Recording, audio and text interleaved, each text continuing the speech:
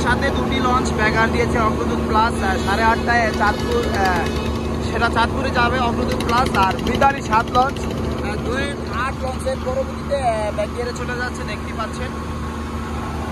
যাত্রী রুটি কিনতে নেমেছিল, এই জন্য তার বাড়তি 100 টাকা করতে হচ্ছে, ট্রলার দিয়ে উঠতে, দেখতে পাচ্ছেন।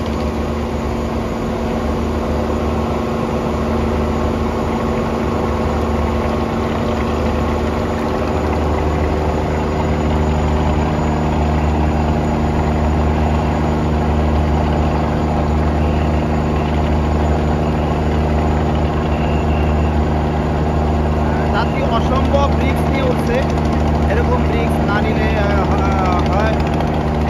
দর্শক এখনও উঠতে পারছে না, দেখতে পাচ্ছেন। অবশেষে উঠছে, অনেক কষ্টে টেনে এসে উঠানো হয়েছে। আর এদিকে শতাব্দী বাঁধন অনেকদিন পরে লাইনে যাচ্ছে, শতাব্দী বাঁধন হাকিমুদ্দির উদ্দেশ্যে।